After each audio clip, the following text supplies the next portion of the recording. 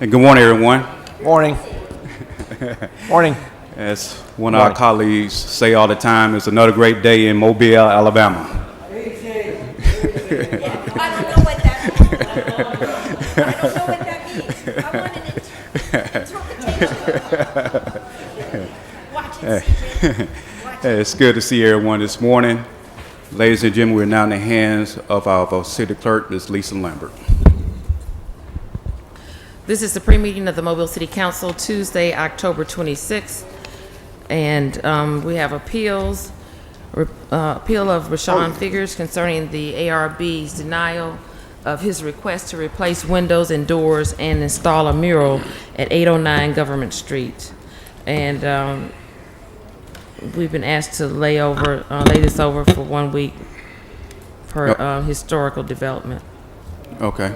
Mr. Williams.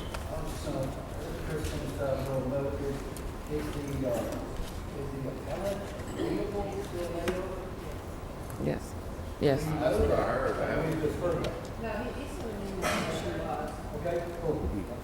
And they're trying to work it out, right? Okay. We have requests for waive the noise ordinance on February 27th from 6 p.m. until 12 a.m. and this is on Dolphin Street. June the 25th from 12 to 6 on Texas Street.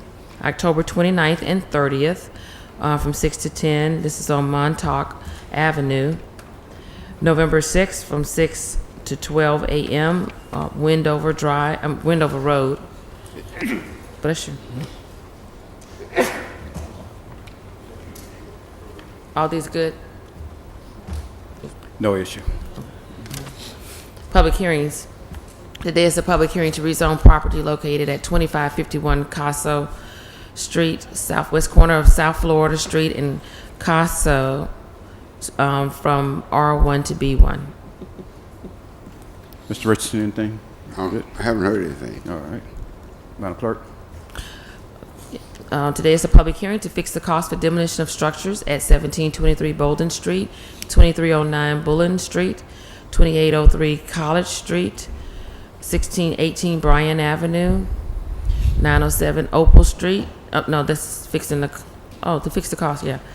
322 Lexington Avenue, 1057 Sutton Street, 1004 Alba Street, 2304 Burma Hills Court, and to declare the following structures public nuisances and ordering them demolished at 1003A Baltimore Street, 1003B Baltimore Street, 705 Pettit Avenue, and 2302 Roosevelt Avenue.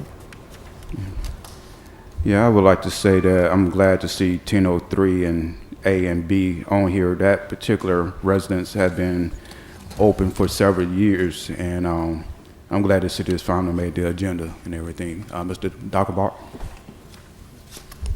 Yes, Mr. Vice President, I do have an update for 3 of these properties, and the one that you just mentioned is one of them. It's 2 structures.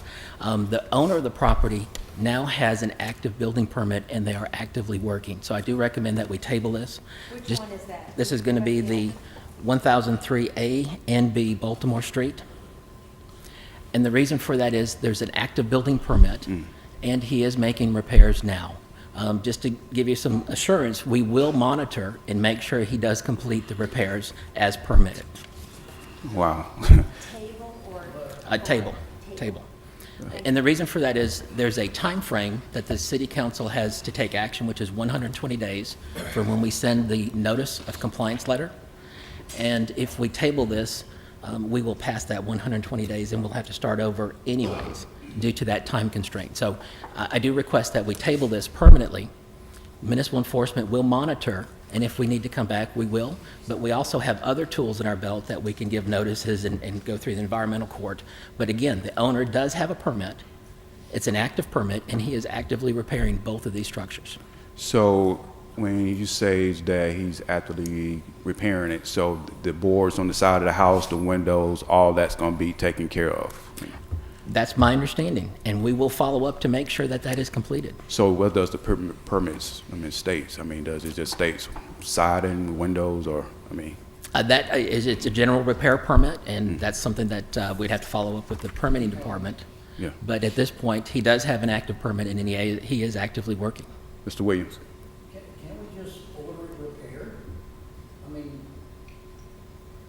where we declare the structure nuisance and order it demolished, can't we say it's a nuisance right now and order it repaired? And that way there's more of an assurance of. I defer to legal on that We particular, haven't because we do done have an anybody active else. permit.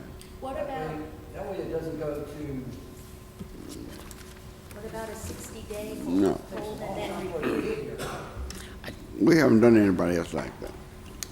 What about a 60-day hold and then a review that it's actually, Again, that does, is there harm in that? there's no harm on my behalf, but if he's not in compliance, I would still have to start over with new notification from the very But beginning. it might be more impressive on the owner to indeed make those permits turn around and work, because CJ, if I understood you correctly, this has been sitting in this condition for It's been a very a long time. This Has is a prime So example. why not look at it again like we've done?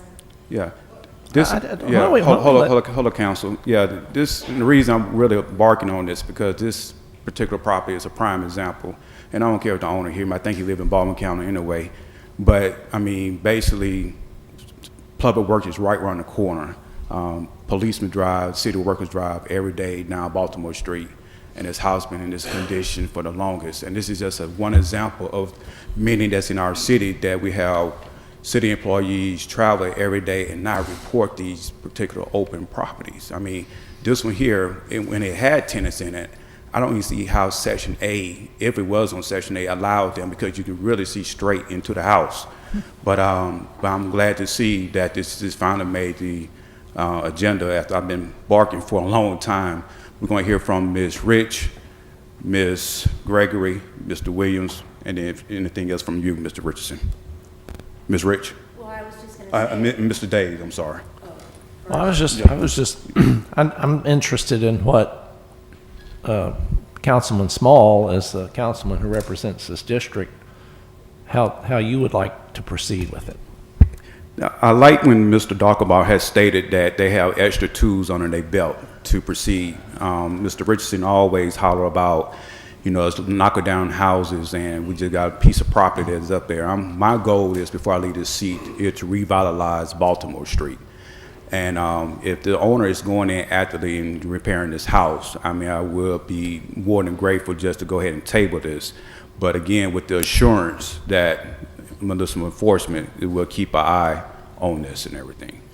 Yeah. Definitely, I can assure you we're going to monitor it until it is code compliant. However, I cannot guarantee what the owner is going to do. Okay. As long as you got tools up on your belt, that's the most important thing. Mr. Dave, are you finished?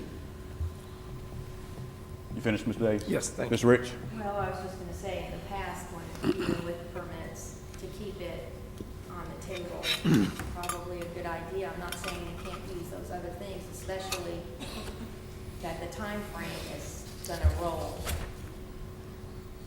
To me, it's just keeping your eyes on it, is making it very public and transparent. You don't want anything slipping through the cracks as far as your attention to it, if it's gone on this long.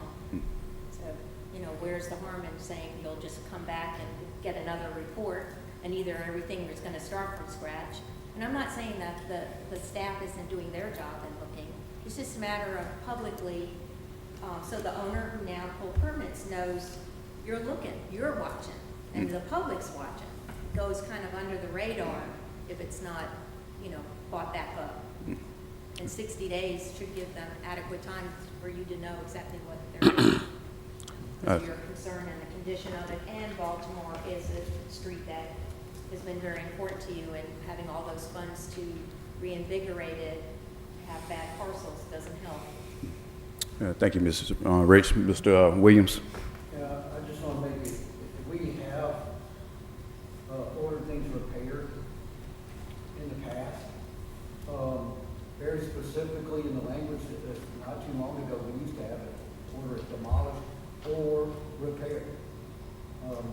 that's not his original idea. It was in there, and that allowed the council to say, go repair it. If you repair it, then you satisfy the order. If you don't repair it, then it allows the administration to go on with the demolition. And I'm just off it for you. I'm with you, whatever you want to do. But I've had so many nuisances that once you release them, then you gotta go back and chase them all down again, find out if there's different new owners, and they will tell you the truth. It's gonna take us another year to get it back on council. Mr. Richard, Ms. Gregory? Yeah, the only question I had was just about timing, because as David was talking about, if it falls outside of the timing table, and I can't remember, David, if you said it was 30 days, 60 days, if it was one of them, we have to start over anyway. Just a follow-up, this is the first time it's come before council, so we do have 60-day window opportunity to hold over and still be within our overall timeline. So that is an option if you want to table it for 60 days. However, our policy in the past is if there's an active building permit issued and the owner is working, we will represent that we would like to table it permanently to give them time to repair. But as the Vice President pointed out, that there is an opportunity for a 60-day holdover. Mr. Richardson, you finished, Mr. Gregory? Yeah, just really whatever is your preference Okay, Mr. Richardson? to do. Yes, I think what seems to be disturbing is the word table. Table means date uncertain. We can take it off the table whenever we get ready. We can take it off the table next week. If we table it, we can untable it. So what we're saying is we are depending on your eyes. You've told us you're going to keep your eyes on this property. So if it seems to be going in a negative direction, all you got to do is come back and take it off the table. So we can just table it 6 months. Table it 6 months means we're going to have to leave it there for 6 months. But if we just table it uncertain, we can take it off the table whenever we get ready. And I agree, we need to table it because you're going to be the eyes, and the moment you see it going in the wrong direction, because Councilman Smart already told you, he doesn't want nothing. He wants this fix demolished. So if they're not going to fix it, he wants it demolished. So your role now is to come back and tell us they're not fixing it. Take it off the table, demolish. I don't see why we can't follow that rationale. Yeah, I think this house been like this for several years, but I think we want to just go ahead and just table it for 60 days, and then after 60 days, we see where we was at. If the owner did not make any improvements, then we can just further take other actions and stuff. Mr. Authorized. Let's please use the language holdover for 60 Hold on. days. Yes, sir. Yeah. All right, thank you. Mr. Vice President, also for the 2302 Roosevelt Avenue, we have a similar situation. The owner has an active building permit, and they are actively working on the property to repair it. Mr. Richardson. Good. And I do request that we table this one to give them the opportunity to make the repairs. Okay. Okay. Those are the ones. Yes, those are the only ones that we have updates that are right now. Now, I have a few that are coming up For Old 60 Shell Road that days. I have an update as well. All right. Thank you so much. Presentation of petitions and other communications to the council. Eddie Irby regarding vacant lot on Moffett Road. He has reported it, and they keep saying it's in the system. The lot has high weeds and it's a fire hazard. John Hilliard, he wants to talk about the Hank Aaron Stadium and the museum, Holman Museum. And Reggie Hill regarding discord and disconnect between leadership and citizens contributes to poor education, zoning irregularities, and high volumes of senseless crime, particularly amongst adults and young adults, and what we should do to fix it. Ordinance is held over. 52034, ordinance to amend section 52-31 of the city code regarding emergency action in the abatement of unsafe buildings. And Mr. Williams, then Mr. Daves. Turn your mic on, Mr. Williams. Yeah, I was just wondering if the sponsor, Mr. Richardson, could explain the purpose and the I've read it. And maybe clarify what those two changes are that he's proposing to us. Mr. Richardson? Over on Corso, Yeah. which one, where are you? Your ordinance. Oh, okay. Make sure. Wait a minute.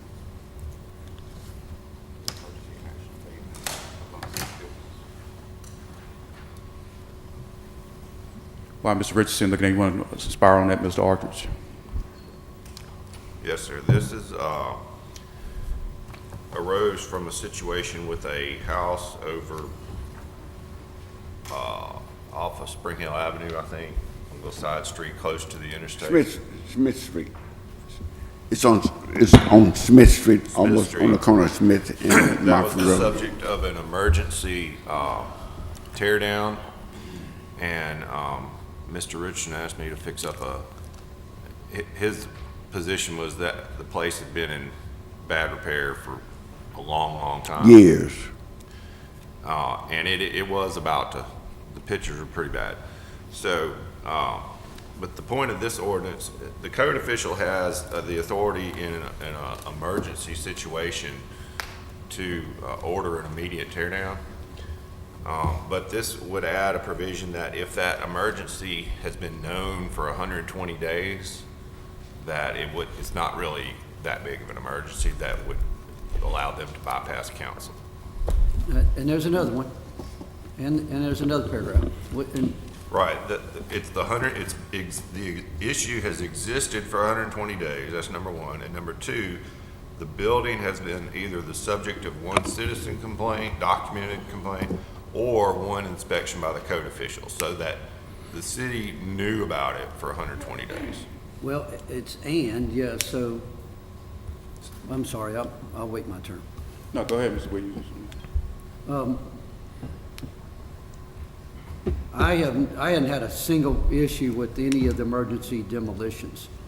And I still question there was a house torn down that Mr. Richardson knows was an absolute problem for years and years and years. And now we're gonna write an ordinance that would have prolonged this dangerous, intimate, dangerous situation to have been rectified or resolved. And I just don't see why we're writing, first of all, we didn't know why we were writing it, why we were sponsoring it. Secondly, I just simply can't apply it and go, that makes sense. We should delay it until the council gets around. There's never going to be a time, I don't believe, that we're going to have imminent danger of a structure where that imminent danger didn't exist long enough for it to get the attention of the city. How else was the city going to know than to have a prior documented citizen complaint? Only one. Or an inspection.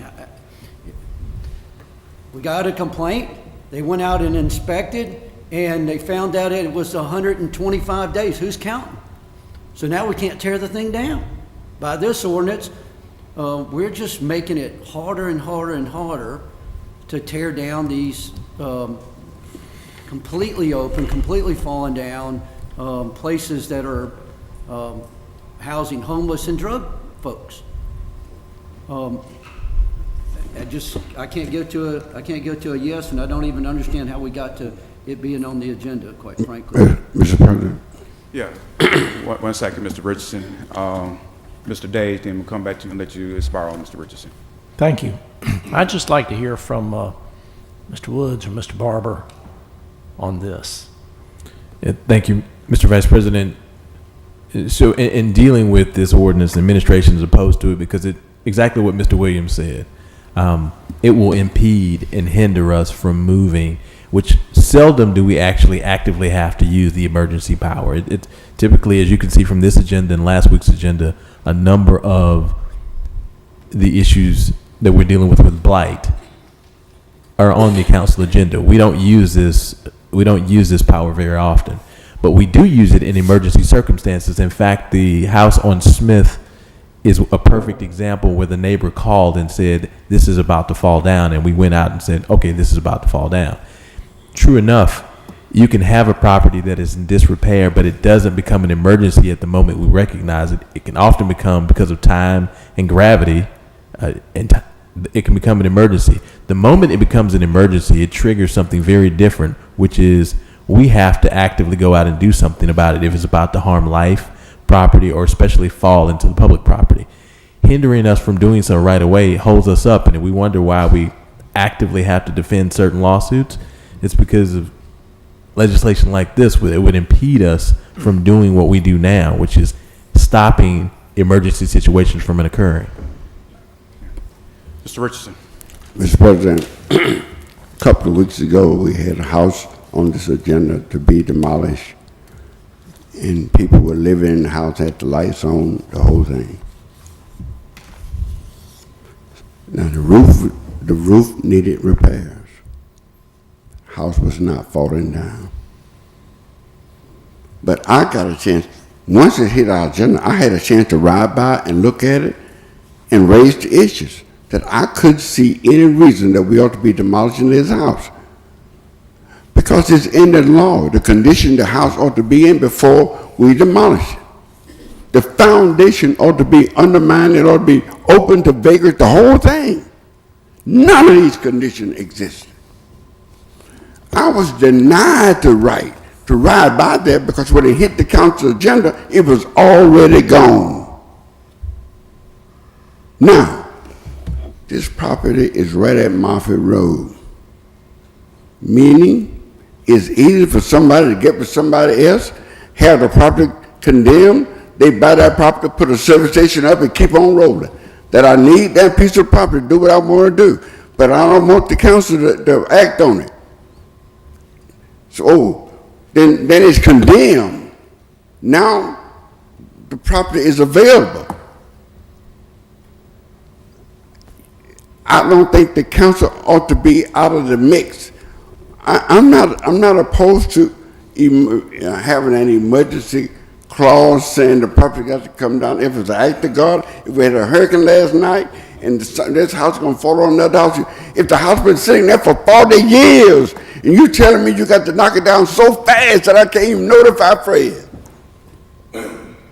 No. I don't support that. That house been sitting up there for 40 years. When did it become an emergency? What caused it to be an emergency? Why couldn't you notify us when you found out it was an emergency? Why didn't you send an inspector in to inspect the house and notify us the results of that inspection? Yeah. This orders before us. It says if you didn't know, if you knew how many days we got up here, if you knew in advance, you should have notified the council. If you knew in advance that this house was in derelict condition, you should have notified the council. It's not no emergency. What constitutes emergency? So you roll by that this day and say, oh no, today, now yesterday was not no emergency. But now today, I'm going to declare this house emergency. I'm tearing it down, and I'm going to notify Councilman Richardson after I tear it down. All of this is saying, if the house been sitting there and sitting there and sitting there, you ought to have had a registered complaint, sent your inspector in, and it was an emergency. Have your, when you put it up here, put your documentation in. We went out there, inspected that house. The house was on the verge of falling. We knocked it down before it fell down. Now, that's not what you said. You told us it's gone. I rolled out there, it was dirt. House gone. This is giving the assurance that the council will not be ignored. If this not an act of God, something just happened overnight. If this a house, Mayor Simpson is in charge of all of this. You got police officers riding this street every day. You got all kinds of city people out there. Somebody should have called this in. It ain't the council's job to do that. Whoever's afraid, the law forbid me from interfering in administrative matters. That is an administrative matter. It is an administrative matter. I could call it in, but you got people riding all over the city of Mobile every day that passed right past this house, and they didn't deem it to be no emergency. City workers. This cannot harm anybody. It's a level of protection. It's not going to take the authority from anyone to issue an emergency demolition. It's not doing that. It's saying that if you knew this way in advance, you should have notified the council. Ms. Rich. Thank you.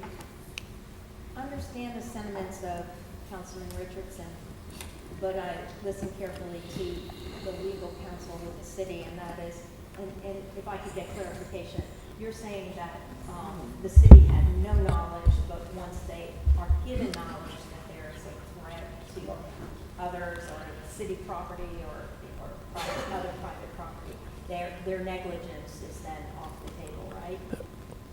Not off the table. It actually triggers. So no knowledge. Right. They're saying that they're limited to an exposure. Yes. Okay. So Yes. That's really important because you don't want it to become so costly to hold something up.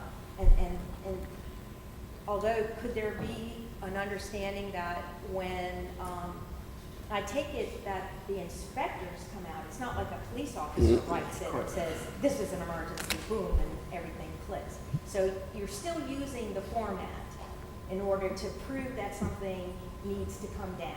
Correct. And not only that, it doesn't have it can't fit the timeline because of negligence on the city's end for not curing it. That is correct. All That right. is. Can there be a policy perhaps from this administration where as soon as that is, happening, the council person is made aware, so they're knowledgeable of also the activity? Not to stop the activity because we don't direct, but at least maybe make that as something you can check off. Yeah. That's totally But totally it's a doable. knowledge base as much as it is trying to circumvent taking care of something that could be very costly for the city. Right. Once we know about something, if we don't cure it or fix it or put something around it, and then someone gets hurt or whatever, all bets are off, right? Hence a public nuisance, right? And that's that's what. I really. A man didn't say that. Well, A man how do doesn't I, say that. how would you amend it? That there be a policy? Because we That's- can't make policy. Exactly, Mr. Vice No, we're President. making law. Well, Hold on, Mr. Rich has the floor. yeah, I would suggest maybe the person that's taking your seat, you advise them that this is something. Ask God. So I can Hold probably on, help Mr. you, Wood. Mr. Vice President. Hold on, Mr. Wood. Ms. Rich. No, listen and then go to our attorney as requested by Mr. Richardson. Mr. Woods. So we actually do that already. So the notice that our director would have received would have been the same time Mr. Richardson received the notice dealing with this property. So if we couldn't make the notice any sooner, I mean, that's actually something that we do already. That's what I wanted to tell you. You don't, and Ms. Rich is correct. You can't have an ordinance or a resolution directing administrative policy, but we already do that as a matter of courtesy. We didn't know, or the administration didn't know, or the director didn't know any sooner than Mr. Richardson knew about this demo. and it's only code officials that go out. It's not police officers or firefighters. It's code official that goes out and follows the criteria to make sure it's emergent and it's actually about to fall. And I don't think anybody disagrees that this property was about to fall. And it's not in the queue at all, because that's where the negligence comes in. That's correct. Okay. I understand what you're saying in the sense that I can't remember too many emergencies that we've dealt with, so I think it's rather rare, but needs to stay in place. Mr. Archer, you have? Was there, I didn't. You have anything? Was there a question for me? Did you have? Tell him what you were talking about. Well, we can't dictate a policy. Let him say. Okay, well, you need to. That's true, yes. No, we weren't talking about no policy. That when they find out that they notify us. Yeah, I don't know that I mean, if they do it, that'd be good, but I don't know that we could tell them they have to do it. Yeah, I would like to say I do agree with Mr. Richardson and Ms. Rich at the same time. And it just like I was stating earlier about Baltimore Street, city workers pass by that all the time. As Mr. Richardson said, the house been there for 40 years. City workers have been there all the time. I mean, I had sat down with the administration a couple weeks ago and asked about, having additional help, especially on the east side of Mobile, because with 4, 5, 3, 2, and 1, we have houses like this, and a lot of people, and trust me, I know the 311 system has gotten better over the past several years. I know that for a fact, but we have a history of people having bad response from 311, and currently we just need additional help to have people to go out, more inspectors, municipal enforcement to go out and look at these different homes. Again, people call. I called on 1203 on Baltimore Street several times, and now just coming to council. I pretty much almost just gave up.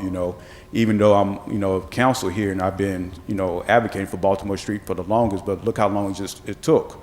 But we need additional help on the east side of Mobile with municipal enforcement, and that will cure the issues that Mr. Richardson and myself have and everything. Okay. Mr. Richardson? Yeah, I was going to say to Chris, look at these public hearings. We have public hearing to fix the cost for demolition of structures. What law it is that requires the administration to fix the cost for demolition? Is there a law requiring them to fix the cost of demolition of structures? The council or the administration? The council. Administration. Is there a law requiring administration to fix? So this is out of courtesy. That these public hearings are out of courtesy.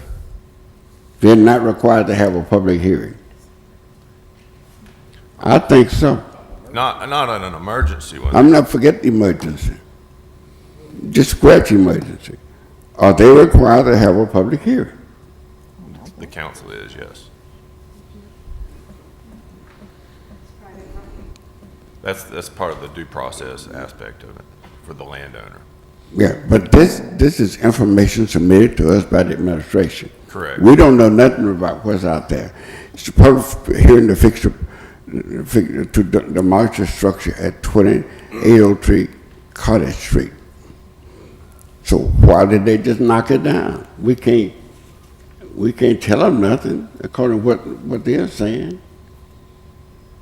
They have to deem it, the code official has to deem it an emergency. That triggers. That immediate danger to life or property. And I guess most of these aren't, literally fixing to fall down. All right. Any other council members? Okay, Madam Clerk. Consent resolutions held over. 4683, declare the structure at 1354 O'Shell Road a public nuisance and order it demolished. And 4915, fix the cost for the demolition of structure at 962 High Point Drive West. Yeah, Mr. Williams?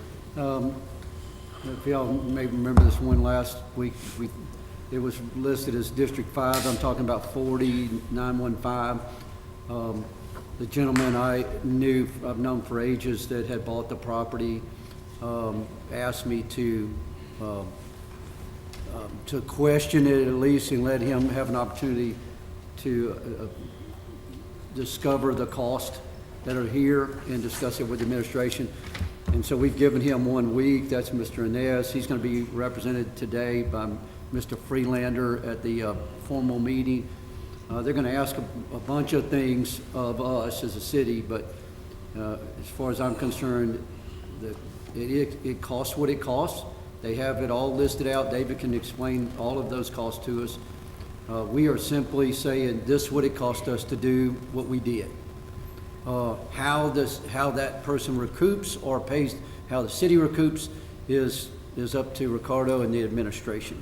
So I would say that we continue with the action that was delayed last week. Yeah, because And it's David already will been explain a little bit demolished. Yeah, it's already been demolished, right? It's already Yeah, gone. yeah. It's already gone. Or it's good. It's already secure. Realize that this was also, and thank you, Gina. Gina, what Gina said was, it's already demolished. No, last week we found out that it's not demolished. It was a secure action. Because it still says demolished on the And agenda. so there was a thought that it was a partial demolish. Yeah. There was a shed that was burned, and we cleaned it up in this action. We repaired some of the eaves, and we secured the structure as a whole. I say we as a city, and this was done. We were securing the structure at the same time the gentleman that I referred to was buying it on a foreclosure. So there's a lot of cross lines. No fingers pointed, nobody's fault. It just wasn't known that there was $10,000 essential lien on the property. And I just say, let's let the legal folks figure it out. It costs what it costs. It is a secure cost in this case. So we're going to change that, Madam Clerk, or? That's kind of up to But you said the shed was demolished, correct? It was burnt down? the shed burned down and we cleaned it up. Oh, we But cleaned it it, is okay. absolutely- So I guess that was the actual demolished part on the shed. Okay, so it's a demolished and secure. Yeah. Now, I don't, David, want to help us a little maybe? should it be both? We've had resolutions where it's a combo. Mr. Vice President, just as clarification, this was a securing action. And yes, municipal enforcement has provided the city clerk with an updated transmittal letter identifying as a secure. Oh, okay. The structure itself was secured because there was a large amount of debris, a few broken windows, some damage to the roof and the eaves. There was a water oak tree in the front yard, a very large one, that was completely dead and failing. Some of the limbs were damaging the roof. That's part of the securing action, that we did repair the eaves. We did remove the water oak tree. There's a large amount of debris in the back of this property. It was being used by the son of the owner, who was deceased, as a party house. Drug activity, illegal drug activity was being performed here. Many calls to the city council, to my office, came in as a harborage for criminal activity. The final straw was when there's no electrical service to the house. This person using the house, the relative of the owner, was providing electrical service with a generator. And as a result, the fuel supply in the exterior storage shed caught on fire, burned it to the ground. So all that debris was spread by the fire department to put out the fire. It was all in the backyard, completely covered with debris from before the fire, plus the fire and the debris of the shed. So yes, this is actually classified as a securing of the structure and cleaning the yard, and then the removal of the tree. Now, yes, there's a confusing point here, because we did record a list pendants, and that was in June of 2020. We served notice to everyone on record of a recorded interest, which included the U.S. Small Business Administration. They're the ones that were responsible for the mortgage of the foreclosure. This happened after we gave a notice to proceed for the contractor to secure the property. So while we were securing it, the property was changing hands. We did give proper notice through our list pendants, plus we also served notice by registered mail and first-class mail to the U.S. Small Business Administration, so they did receive notice prior to the foreclosure action. But we have a lis pendens that was filed before the foreclosure action. So we gave proper notice of our actions. That's not a problem. I have a question of Ms. David. Rich? You have a list of all the costs, obviously, and that's what you'll present to council? That is presented, yes, that the total cost is the cost. It was by Right, but a you competitive broke it bid. down to the tree, the yard debris, securing portions of the home? No, I do not. We request quotes for the total scope of the project. But you have the scope of the project, Yes. as you gave to which the is what I- contractor, yes. correct? Yes, you'll recall. And they, last- did you get it out for bids, or we're not forced to put it out to bid? It was put out for bids to 6 different corporate You companies. have that Demolition- information you could provide as well?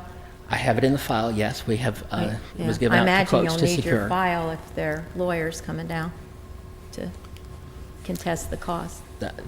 Anybody who has an interest in it, they can do records request, and we'll be more than happy to provide a copy of the file after a It did, proper I mean, records request is submitted. that's a lot of money. I mean, it's one of the more expensive ones I've seen before us, so I'm not saying that I'm just saying, stands out. Yeah, that's the reason we held it over last week. Get it, I get it. I just want to reaffirm that proper notice was given. The action was not secret. It was above board. It was presented. List pendants was recorded in probate court. When the contractor was on site, I have communication from our staff that the current owner did communicate with our staff during the securing operation, so it was not a secret. Has the city already paid this fee to the contractor, or is it Yes. still outstanding? Invoice has been settled, yes. So the city's already expended that money? Yes. Mr. Chair, there was a comment by Mr. Davenball that if anybody makes a request, then we'll provide it. I'm making that request on behalf of this office as a representative of the district for what was done to that property. It is an inordinate amount. It has been questioned, and I intend to pursue that. So Could you send that to I don't think everyone? It's unusual. Mr. Dockmark, could you send that to everyone, every council member? Yes, if you could give me a week or so to make a copy of the file, we'll provide it to the city clerk for Now, we don't want 40 pages. We just want to know what was done for the cost, a summary. And can administration grant that request? Would you say that again, Mr. Williams? We really don't want 40 pages of all the times that the guy went out there. We just simply want, what does the $10,175, how is that made up? Yeah. That's the scope of work. We can provide you with the scope of work. I just want to echo what Mr. Doppelbach has said, is that less pendants was on file with probate court. Anybody purchasing this property could have gone to look at it, but it was purchased to a foreclosure, so it's not necessarily something that you would do. There are some issues. I've talked to Mr. Freelander, who's the lawyer for the current owners. I do think once you fix the cost, we can go ahead and move forward. I don't know that anybody's actually contesting the cost. It's just the form of payment that we're talking about. Mr. Chair? Ms. Gregory? David, on most of these, don't you go with the low bidder on these projects, and don't you give those who are applying to do the work, don't you give them the scope of the work, or basically the scope of the work, so that they know going in? Yes, there's a scope provided to the contractors, and we do select the lowest qualified bid, yes. And it is the lowest bidder on this? In this case, yes, it is the Yes, lowest. it is. The lowest bidder. Okay. Okay. Any other council members? Thank you. Mr. Vice President, I've got additional information for the 1354 Old Shell Road. Yes, That sir. was also brought up just a moment ago. In this case, the owner has made substantial progress towards the repair. At this point, I recommend we table this one. Table this one. Okay. All right, thank you. Madam Clerk?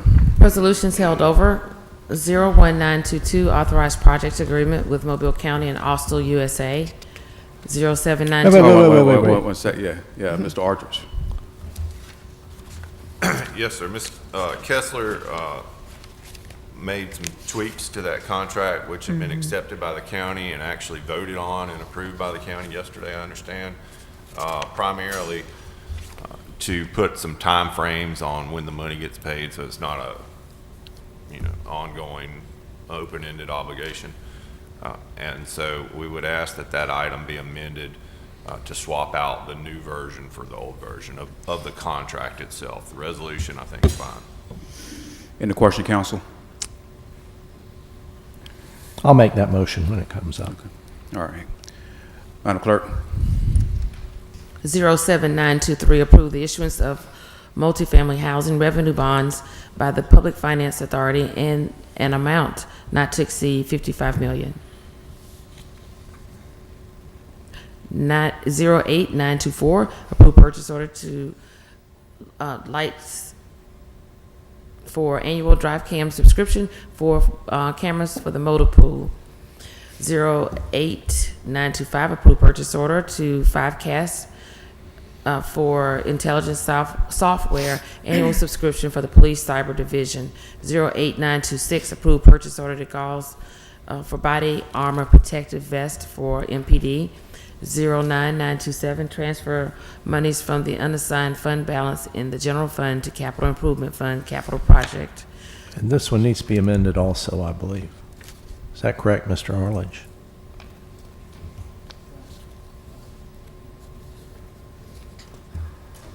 Yes, sir. I believe a new resolution was submitted, and it says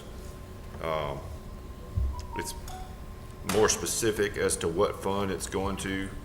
Capital Improvements Fund, Capital Project, CO 677 Mobile Downtown Airport Aviation Project.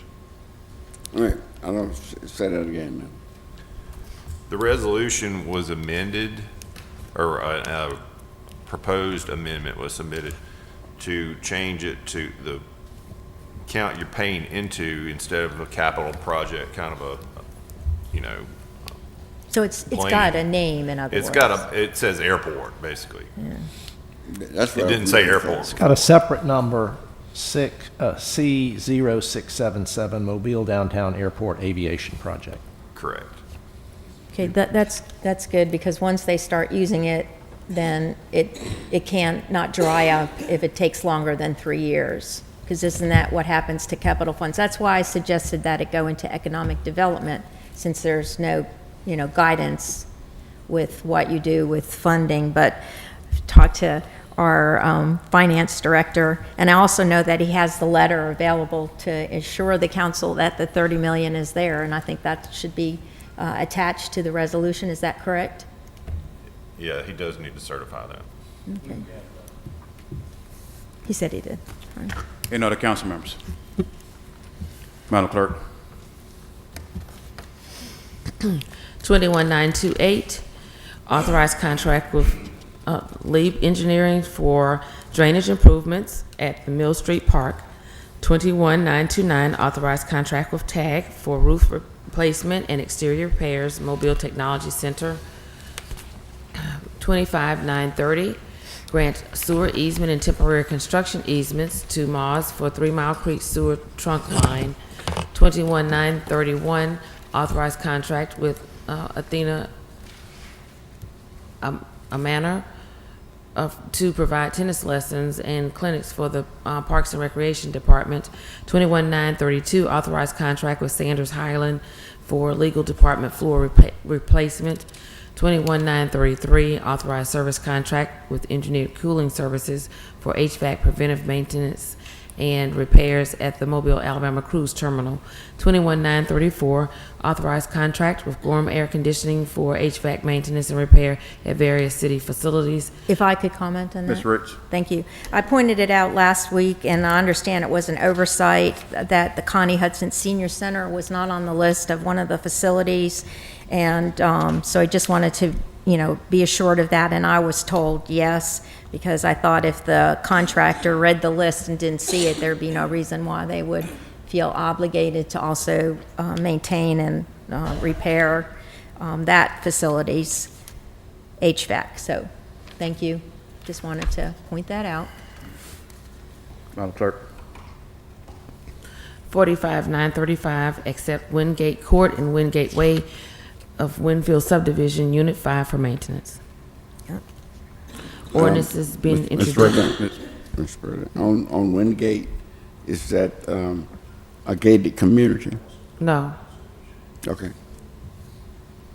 No, it's a public street. It doesn't, Okay. there's no gate. It's the name of the street. Ordinance is being introduced, 64036, is rezoning property at Costello Street from R1 to B1.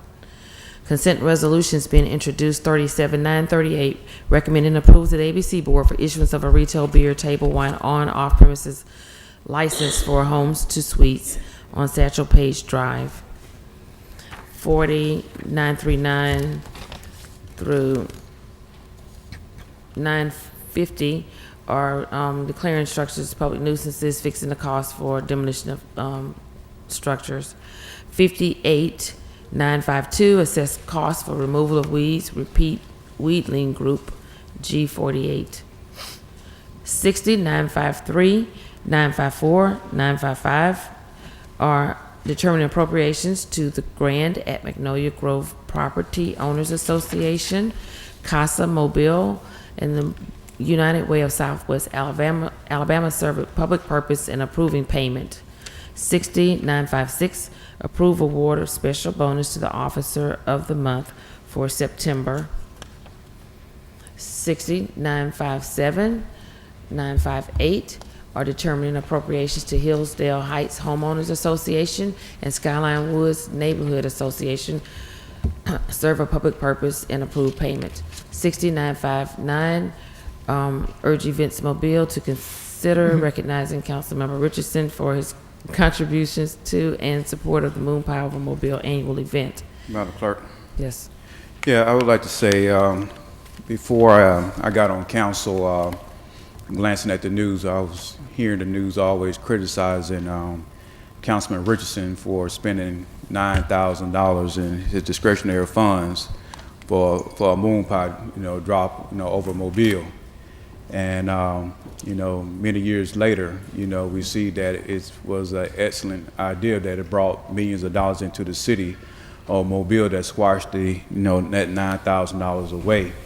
And pretty much just don't always want to make sure that Mr. Richardson, is recognized some kind of way from Events Mobile because of his idea and being prosecuted, for his, for spending $9,000, and which would made, this event one of the biggest events in the city of Mobile, what it is today. You have to spend money to make money.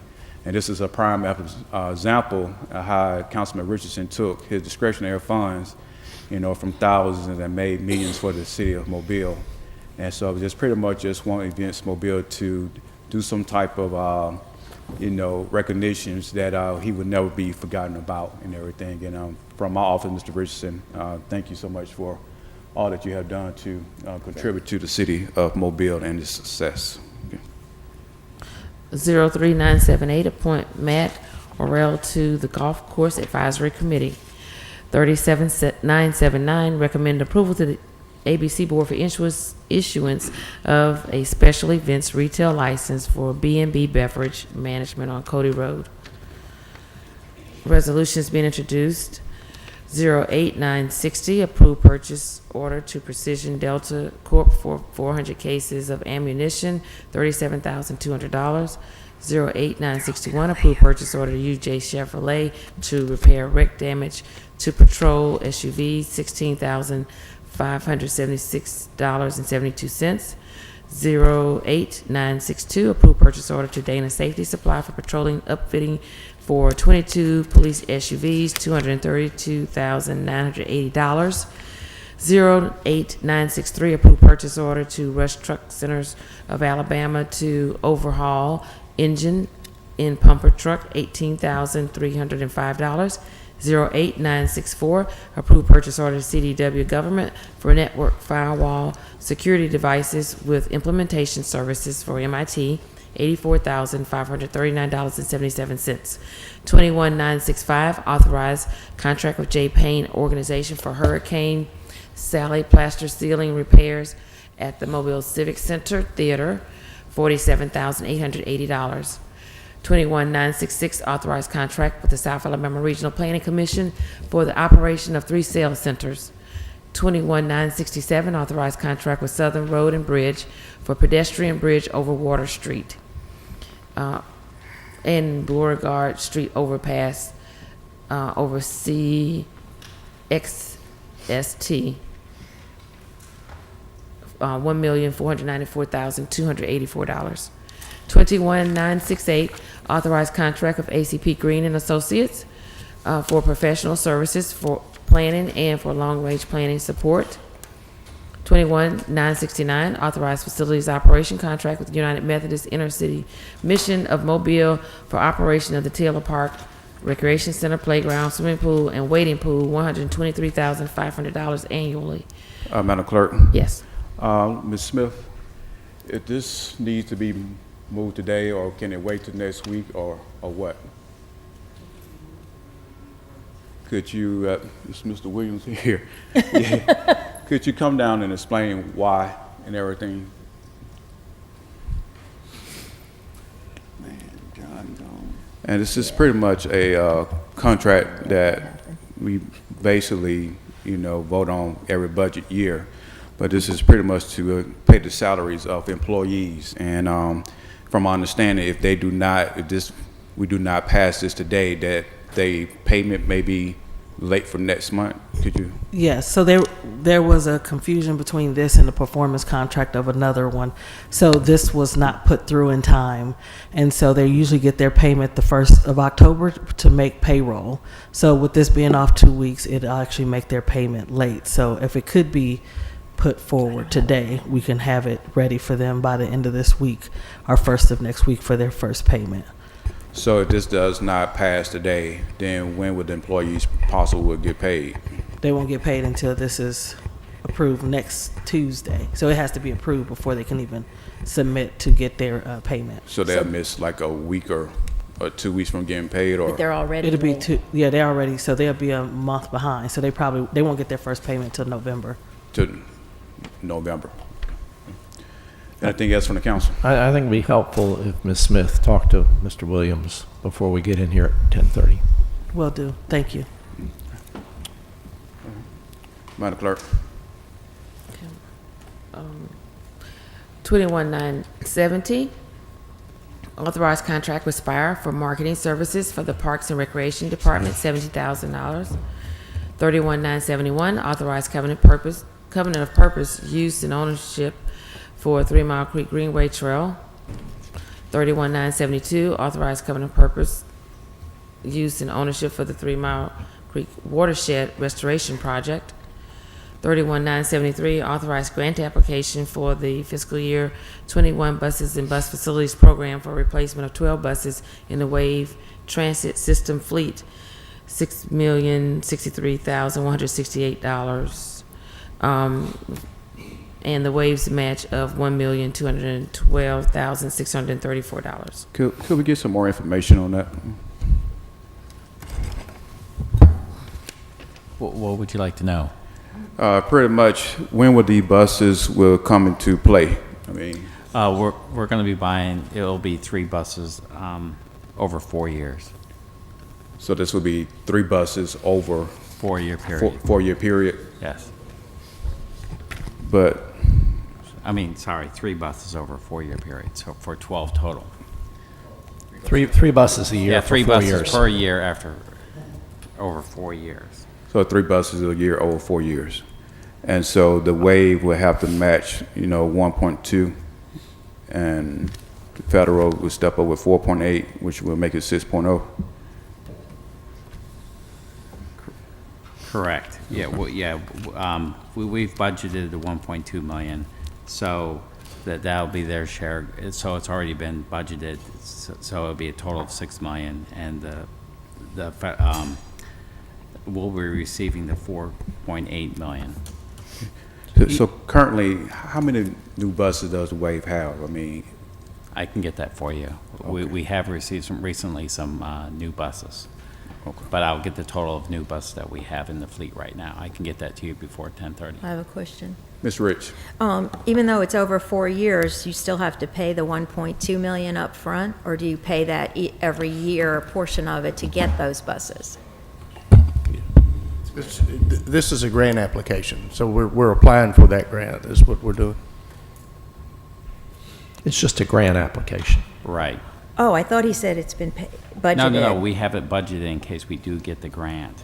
But you pay all that the first Upfront. year? Yes. Yeah, And then this we'll is just receive the it's buses just a over commitment to do the match years. in connection with the grant. Yeah. Right, the city It does the comes match. through the city, I get that, but I didn't know whether you had to pay, a quarter of it each time, in other words.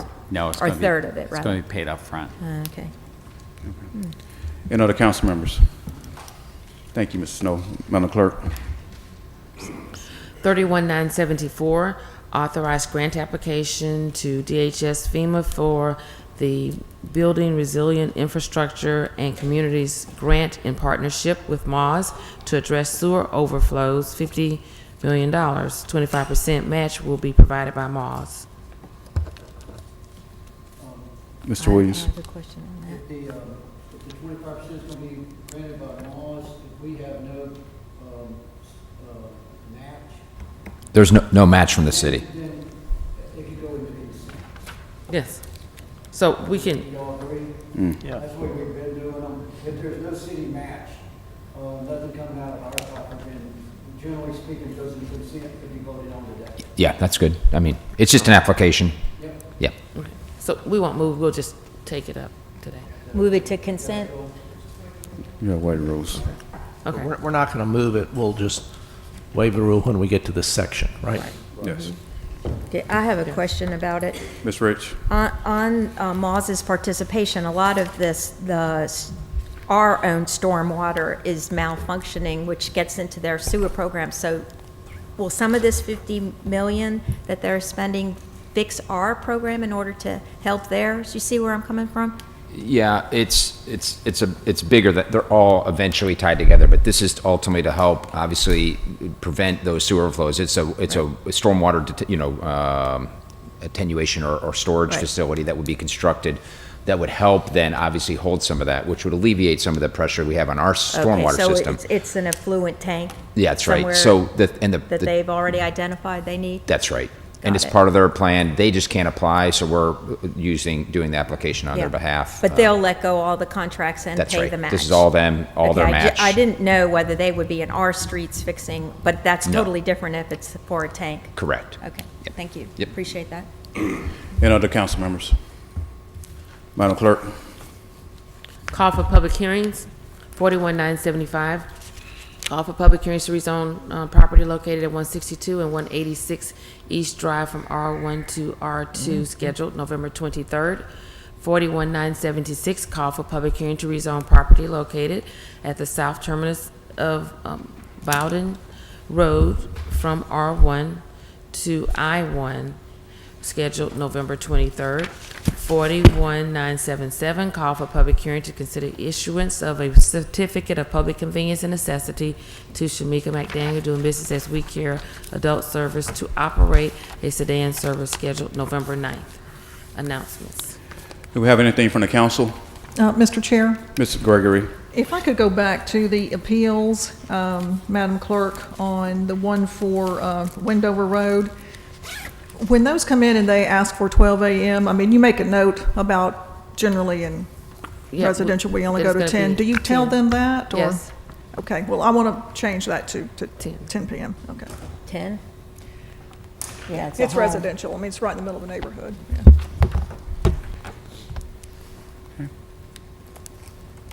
Anything else from the council? I may embarrass her here, but I just received a note from Parks, wanting to consider 21-969. I always give everybody an opportunity to publicly tell us why it's urgent, emergent, and necessary right now, and what the downside would be if this wasn't voted on right now. Realize I got 8 phone calls last night and told them all no. So I'm just, if you will allow that. Yeah, she She's already done came that for before, us. while You I had think you gone. stepped out. You were Okay, gone. I'm sorry. But I'm sorry. yeah, you No can problem. just go ahead and explain again. No, Ms. no problem. So we have, it was a confusion between contracts, what was performance versus what needed to come here, and I held it up. And so they usually get a first payment every month. to do payroll. So right now they're behind a month in payroll, and so putting it off means they won't get their check until November because they can't get their first check until this is through. So it's really pushing so that they can actually catch up on payroll and behind on their bills that they use this to pay for. Y'all agreed to do both the performance contract and, No, it's not a performance contract. That was the confusion. It needs to go through the resolution. okay. Because if it was a performance contract, you would have approved it within the budget. So we're gonna split that out to a resolution? So, because right now it's a combined, one is a resolution, the other part is a performance contract. No. It's part of the performance contract that we've No. already approved, correct? No. I'm just No? reading what it says So there. so we have like Magnolia contract that does the Magnolia Cemetery as a performance contract. You approve it within the budget, so it doesn't have to come here. Right. It was a confusion that this was that as well, and so we did not bring it in time here to be approved. So that's why we're here today in this situation, because it was a confusion that it was a performance. amendment? It's not a budget. It's in the parks budget, so we have to get it approved in order to pay. Just how like we do the Spire contract and all of those, it still comes here. The goal is next year But it was to make it a performance contract, so we don't have to do this every year. As part of the budget. She wants to take it up today. Yes, And it's gonna be a $30,000 expenditure right away, and then it'll be And then to continued pick up until- everything. at a maximum. yes.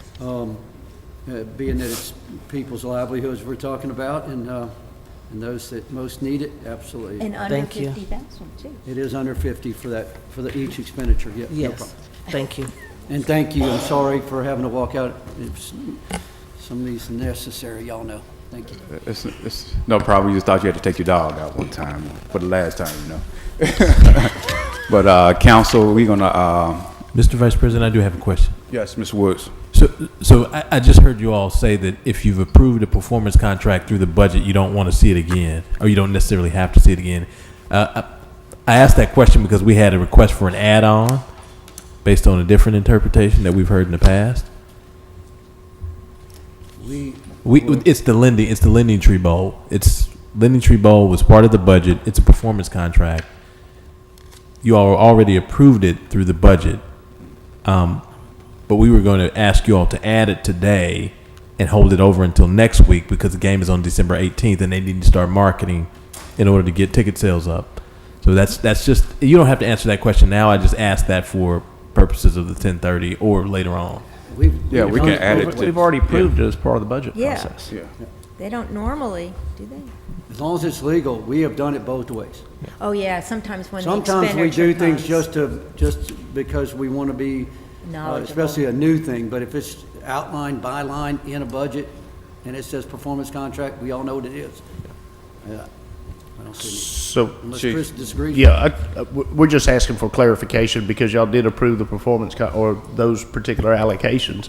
Can we proceed, or does the council want every one of those to come before council? That is the question. I don't think it's necessary. Unless it's Question necessary. is, my response is you can proceed. It's been, Thank you. the specific expenditure has right. been approved by council action. And the council members. Mr. Williams, good? I am. Mr. Richardson, you good? Ms. Rich? You good? Good. Ms. Gregory? Okay. Council, we're going to take some pictures up here for the last time. We're going to ask Cassandra, will she take it for us, so we can just have some memories together. We're going to take it down here on the dais, then we'll step out in front of the stairway, and we're going to also take pictures and everything. Is anything from the administration? Anything else? Okay. Can we start council just a little bit late since we're going to be Yeah, maybe 10 minutes later than normal? The time is Go up to, 10:17. We'll go ahead and start council meeting around by 10:40. that'd be great. Okay?